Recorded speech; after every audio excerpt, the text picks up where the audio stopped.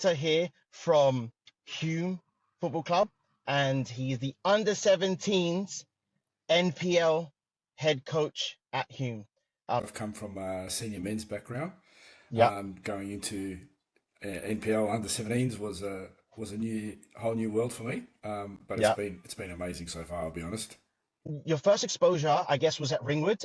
Is that what made you think that it was a good idea to eventually go in the NPL instead of the senior setup?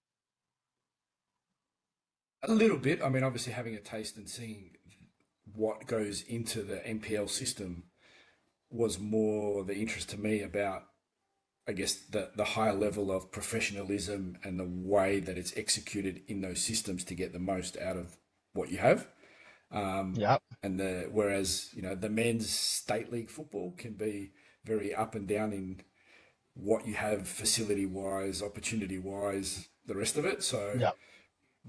having a taste from that at Ringwood, but then looking at obviously Hume City, is a top NPL team. Massive. So probably, all of that, the opportunity within that club is what really attracted me, I guess, to go drop a couple of age groups but get into the start of this NPL system. Yeah, definitely. What I think that people need to realize as well is before even talking about qualifying for Division One, it's amazing to, not every coach gets the opportunity to be a head coach at the NPL level, especially now it's becoming more and more important in the ecosystem of Australian football, and especially being able to drive a team to be able to play at the highest level in Asia, basically. So when you first got to the club, what was your goals for this team? Look, it was the goal was obviously straight away the aim to qualify for Division One. This club has always been Division Three teams, pretty much. They'd never Yeah. been at this level before, so it was an overall club objective that we get these junior teams into the top level. So from day one, there was no question what the aim was. It was Division One, like go for broke or not at all. Into this club, and if the, I was to gain some interest. a lot of that.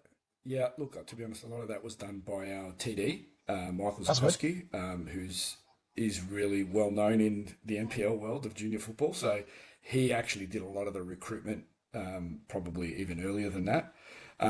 So when I turned up, I had a squad. I'll be honest, I'm blessed with what he selected and what he recruited, but we still kept pretty much 70% of the existing squad. So we didn't build a team from scratch.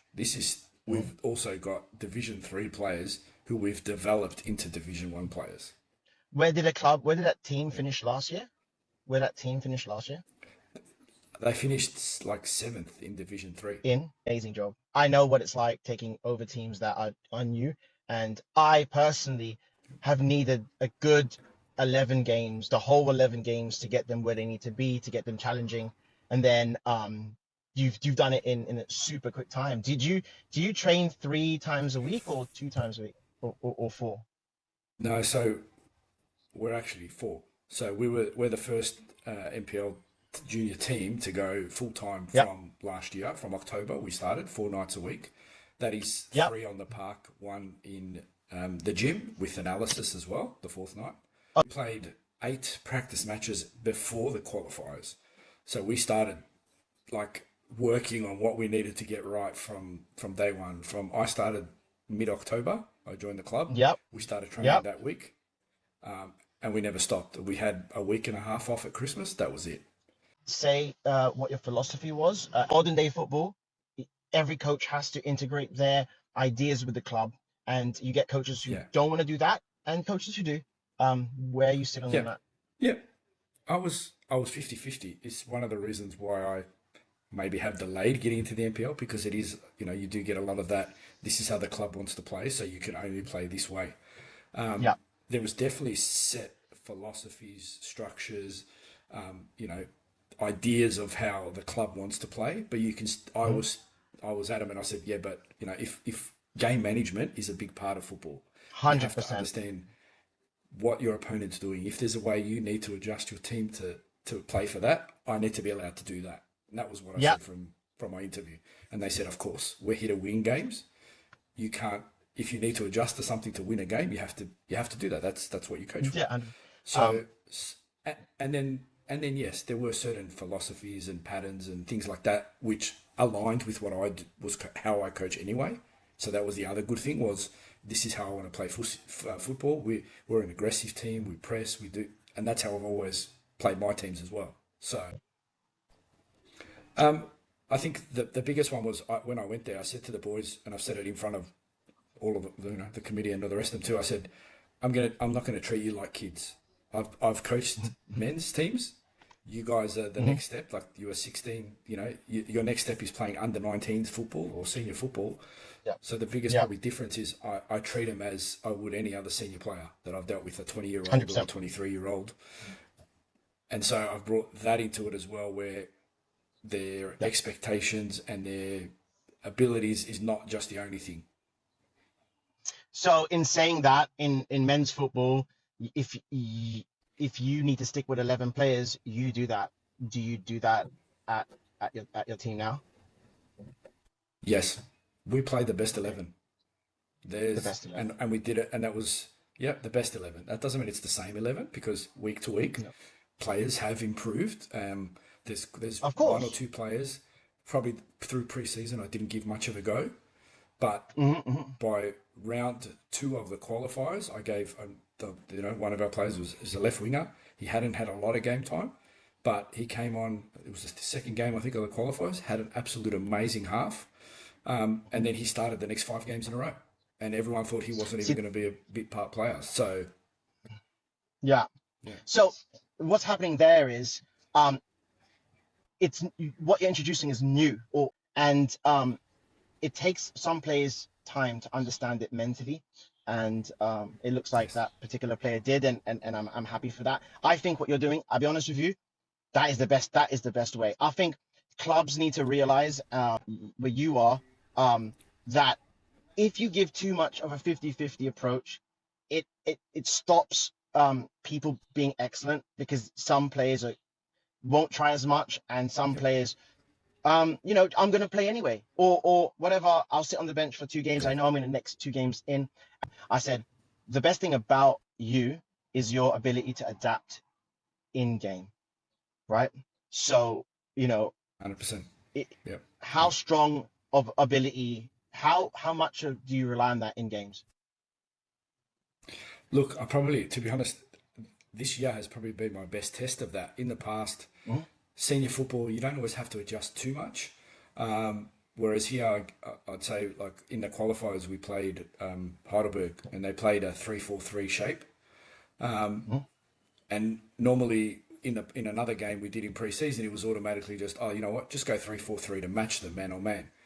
Yeah, That's a basic way of doing it. But I was like, actually, no, I could see a bit of a difference here. What could help us? So I actually ended up going as a 4-4-2, to actually help me put more pressure on their back three by having the two there, yeah, but still yeah, safeguarding myself, because they were a yeah, good threat going forward. So yeah. things like that, we never trained that. Yet the boys adapted to it. Second half, I said, this is what we're doing. We've never tried it before. But at this level, these kids also take that on board and really understand what's required when you explain it. That's what I'm enjoying too, The is thing, their the, brains soak up yeah, this. you ask them to press in a 4-3-3 would be very similar, except that you're asking people to be in another position. Also, like Grant did tell me when I was in Ringwood, and I thank him a lot for a lot of information he gave me, is it's your job to put players in different positions, because when they play for Hume's first team, or not Hume, but when they play for the first team, their Yeah, coach is going to ask them, have you played in a four? Have you played in a back five? Have you played in a five in the middle? Have you played wing back? And they can literally, their future, near term future in football could be affected, because you could have put them in the five, and then you didn't, and they've only played a 4-3-3, and that particular coach likes them, but correct. is a 50-50. And another guy's like, I played in it, and that's done. So the first game, Yep. the boys, how many boys have Division One before last season? Only two. Only two. And one was the goalkeeper, and he's actually injured. So he hasn't played so far the 2 games of the season. He played through all the qualifiers. But Yeah. yeah, I was using it. yeah, a different keeper. Oh, okay. So hopefully he gets better. And Yeah. so the names before, but that first game, you're not sure what to expect, obviously. And how did the boys in the run up to that game? How did they feel? How was the training session? Was it different? Yeah. I'll be honest. I think we had more nerves during the qualifiers than we have the first two games of the season. I'll be honest. Okay. There were a couple of there was a couple of games during the qualifiers. We came up with 4 rounds to go. We came up against Pascoval, who were on top of the ladder at the time. Yeah. We were sitting third. That game was probably the most nervous I've been because I was like, this could be make or break. We win this, we're actually clear on top Yeah. with Melbourne Victory Yeah. having a game in hand and only 4 games to go. Yeah. Yeah. We won that game 3-0.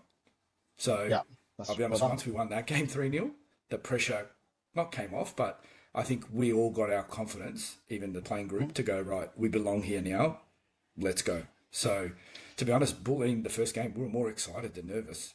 I'll be honest. Yeah. That's good. Yeah. I mean, um, they've Berlin. I don't know what they put in the water. They're always been pretty decent. Their Correct. coaches have been good. I'm actually Always. having an ex Berlin coach on the podcast next week, so I'm excited. What formation is your go-to formation that you use like 90% of the Look, time? we do play as a 4-3-3. Probably the main only difference is our midfield adjusts a little bit. They're not as stagnant as a set. Some will say, "Do you have 1-6 and 2-8s or 6?" Yeah, I yeah, do have a player that one's a 6, one's an 8, one's a 10, but at times the 10 is deeper than the 6. Like we let it. yeah, I give them fluidity and movement yeah. as long as someone is covering Do you someone do you else. name it? So Peter, do you name it any? So in England they say false. Even in like Sunday uh, league, they're like yeah, false six. I tell you what I name it, no, and it works. I know you're not gonna go for it because you're a proper coach. But I call it a 6/8. So I say it all preseason. So I have like mm, a six, and then I'm like the second because a lot of it is transition. So if you're working on transitions, so you just say off the ball, I want you, if your six is really deep, but the second you win the ball, you're an eight, right? And then, so if you tell them individually, your center back could be like as soon as you win the ball, center back's a six, one of the six is actually eight. yep, Um, don't be telling your players any of this. Don't confuse them. You're doing no, amazing. I'm So, not. Trust me. No, okay. look, I'll be So, honest. uh, The other way I look at it, the other way I do it is you're man for man in the middle. You have a man, you've got to chase him down, and then but when you've got the ball, you're free to go and find the space and create what you can. So that's another easy way we do it is you find your closest man, mark him up, you're man for man in the middle, but then once we get the ball, we're forward. That's our strategy. So if there's three midfielders, you got no one on your tail, you go. So you can all be three yeah, tens for that moment if that's yeah, what it takes. yeah. So you give a lot of you allow players to make mistakes. You allow them to make their own decisions. Absolutely. Um, I Yep. would say when I allow my players to do it, there's a if I allow you to do it, but there comes a time where if it doesn't work out, you need to go back into the system Absolutely. and then try to Absolutely. find yourself again. Yeah. Okay. We Okay. use our wings. Sorry, yeah, we Yeah. use our wings. We always, they're my attacking. Even if you remember from Ringwood, that's always been my thing. I'm a huge Liverpool fan, so our Well wings are done. our most Congratulations. potent. Thank you. Congratulations. um, but yeah, our goals that we scored on the weekend, we scored 4 goals, and all 4 were from Mhm. wingers. How did 3 you from how, wingers, how 1 from a striker. how did you beat the press in the last game? Surrey can't snitch on Box Hills. Tactical. Information LOL. Man like Hudson is killing it ATM.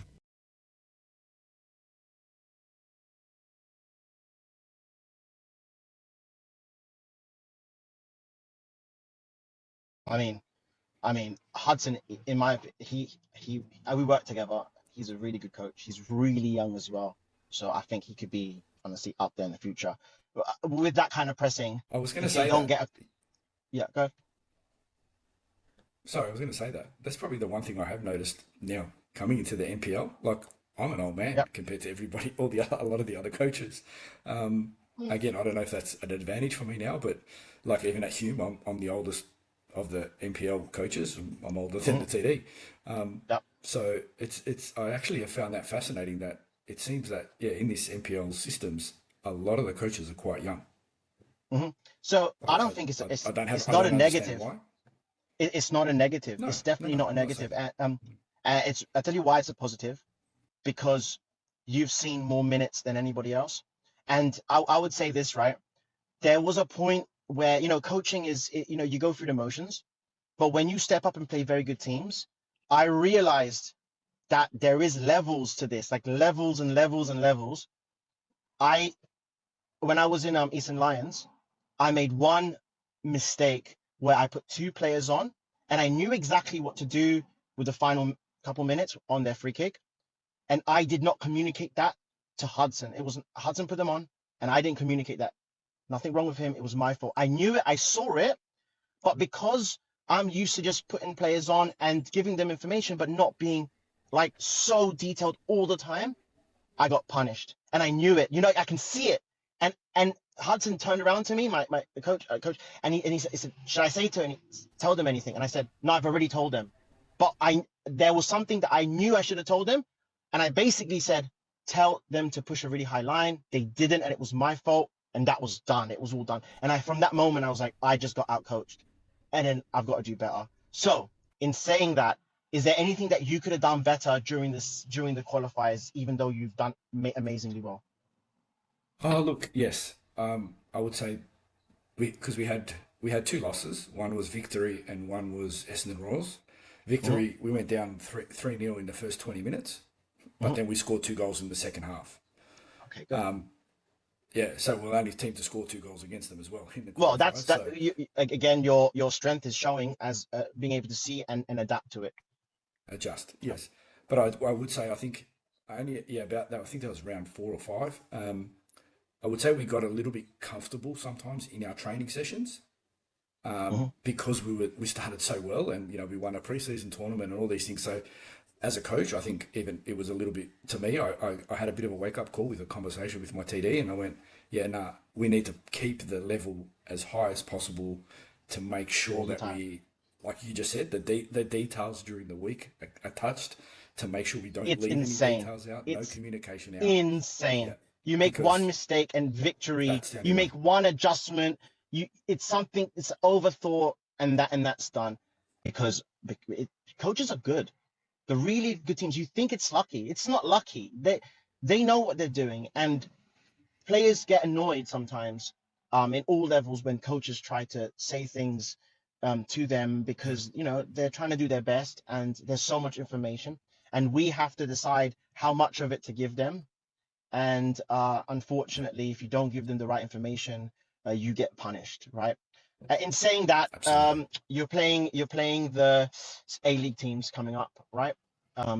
Different from the last two games that you played, or are you going to train the same way? No. Same.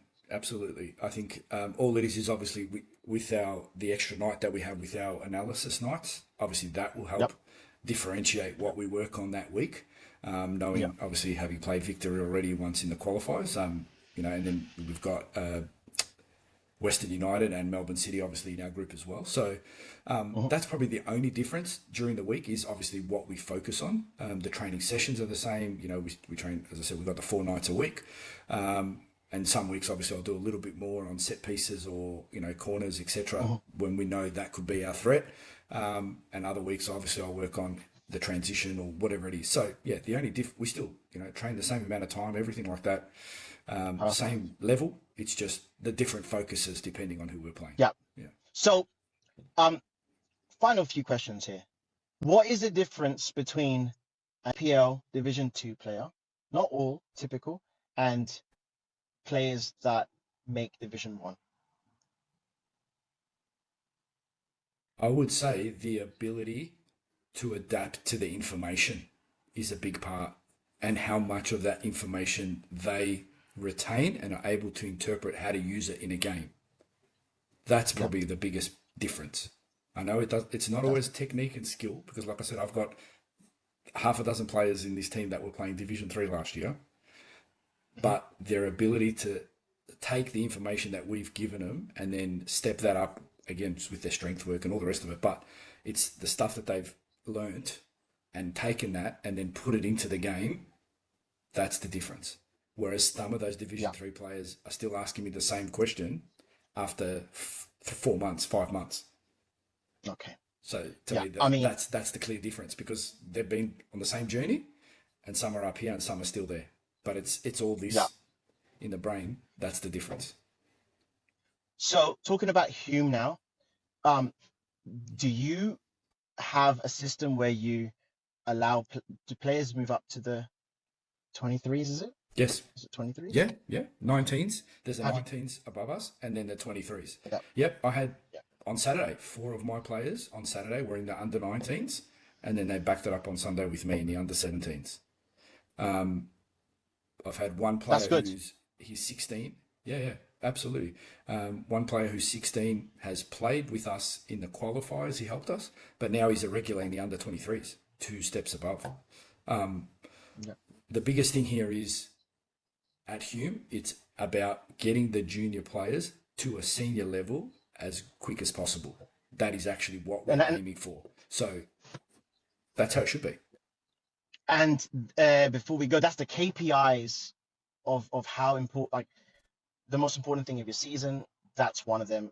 Can you develop players that can play in your first team, in your reserves, in your 23s and stuff like that? That's and I would say that to all the clubs listening, that is something they need to look at their coaches. Their coaches have an average season.